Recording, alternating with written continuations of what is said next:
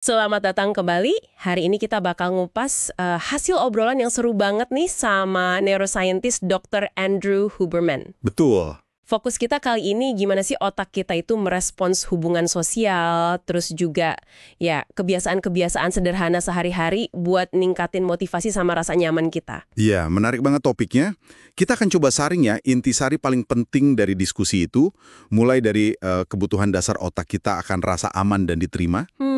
Itu penting ya? Penting banget. Terus kekuatan unik dari pertemanan, sampai ke beberapa, ritual atau kebiasaan berbasis sains yang bisa Anda coba terapkan biar merasa lebih baik dan punya energi mental lebih gitu. Siap kita bedah bareng? Siap. Oke, mari mulai dari fondasinya dulu nih.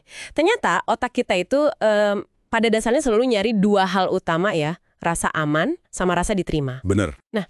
Menariknya, rasa aman ini kalau dari kacamata sains saraf itu erat banget kaitannya sama kemampuan kita buat prediksi. Memprediksi apa yang bakal terjadi gitu. Kalau kita bisa nebak, sirkuit waspada di otak kita bisa lebih rileks katanya. Nah, yang bikin ini penting tuh gimana kebutuhan dasar ini jadi semacam landasan gitu ya buat hal-hal yang lebih kompleks. Kayak rasa damai atau ya rasa puas. Oke. Tanpa rasa aman, yang datangnya dari kemampuan prediksi itu, dan juga rasa diterima oleh lingkungan, kita jadi susah banget buat kreatif atau mikirin hal baru. Energi kita kayaknya habis cuma buat ya bertahan hidup aja. Bener juga ya. Nah, Huberman ini kan menyoroti satu sumber prediksi yang katanya unik dan gampang diakses. Pertemanan. Oh iya, pertemanan. Iya, beda sama hubungan romantis kan, kita bisa punya banyak temen nih. Dia nyoranin satu praktek yang kedengerannya, aduh simpel banget. Rutin tiap pagi tukeran pesan singkat selamat pagi sama ya 1 sampai 3 temen lah, gitu aja. Justru itu, kesederhanaan itu kekuatannya. Yang mungkin mengejutkan ya, adalah betapa kecilnya tindakan ini. Cuma teks singkat gitu, tapi dampaknya ke sirkuit rasa aman di otak kita tuh bisa signifikan banget. Oh ya, Iya, ini bukan soal percakapan yang dalam gitu di pagi hari. Bukan, tapi lebih ke soal sinyal yang konsisten. Kamu diingat loh, kamu bagian dari kelompok. Ini langsung nyentuh sirkuit otak purba kita yang rasa nyaman kalau lihat wajah familiar di pagi hari. Kayak tanda bahaya udah lewat gitu. jadi kayak konfirmasi ya. Persis. Pesan itu kayak konfirmasi internal. Oke, kita aman nih buat mulai hari ini. Gitu kira-kira. Masuk akal sih. Tapi mungkin ada juga nih yang mikir, duh nambah lagi deh rutinitas harian. Apalagi kalau dengar saran Huberman yang lain kayak lihat matahari pagi, atau berendam air dingin, atau makan teratur. Kayak banyak banget ya. Nah, itu pertanyaan bagus banget. Huberman juga ngebahas ini kok. Dia nekenin tujuan protokol ini tuh bukan buat jadi beban tambahan.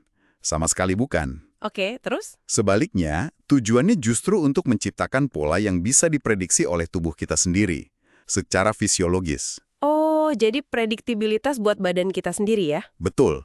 Ambil contoh deh rendam air dingin. Jelas nggak nyaman kan pas dilakuin? Siapa sih yang suka? Iya, bener banget. Tapi setelahnya, ada lonjakan dopamin, epinefrin, dan norepinefrin yang bisa ditebak polanya. Ini yang bikin Anda ngerasa lebih segar, lebih tenang selama beberapa jam ke depan. Intinya, ini tuh kayak latihan buat sistem saraf kita ngadepin stres dalam dosis yang terkontrol. Jadi energi mental bisa bebas buat hal lain. Termasuk, ya itu tadi, buat kirim teks pagi, nggak kerasa berat lagi. Oke. Jadi tadi soal rutinitas fisik yang bantu atur energi ya. Nah, gimana dengan tantangan mentalnya? Kayak rasa males atau pas lagi nggak mood banget buat ngelakuin sesuatu yang sebenarnya perlu gitu? Nah, ini nyambung nih ketemuan menarik soal bagian otak spesifik. Namanya anterior midcingulate cortex.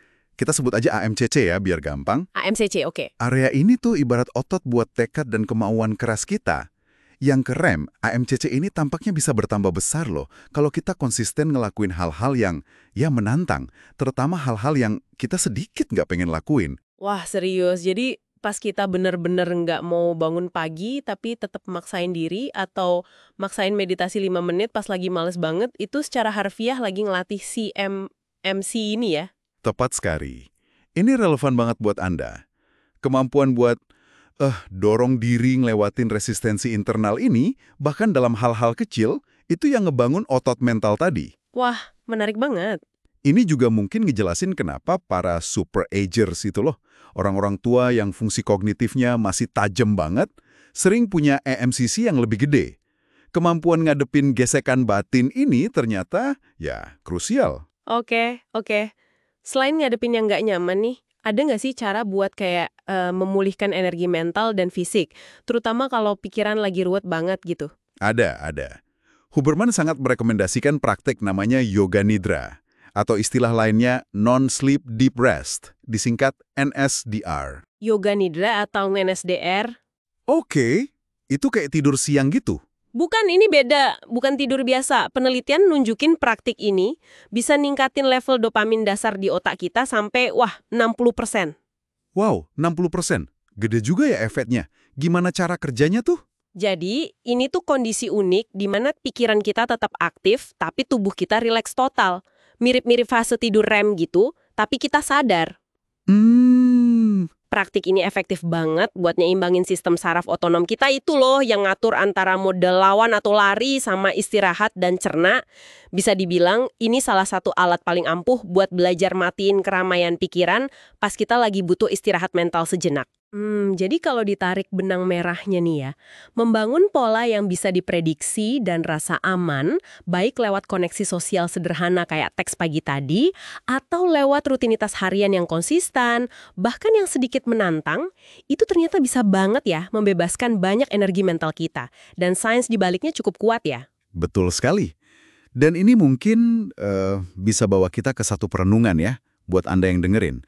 Kalau secara sadar, kita bisa numbuhin kepastian dan pola dalam hal-hal kecil, termasuk yang mungkin agak kita hindari, dan itu terbukti bisa memperkuat rasa aman serta ketahanan mental kita. Terus? Nah, coba bayangin gimana dampaknya nanti pada kapasitas kita buat terkoneksi lebih dalam lagi sama orang lain, atau ya saat ngadepin tantangan hidup yang jauh lebih besar. Sesuatu buat dipikirin lebih lanjut mungkin ya? Wah iya juga ya, bener banget.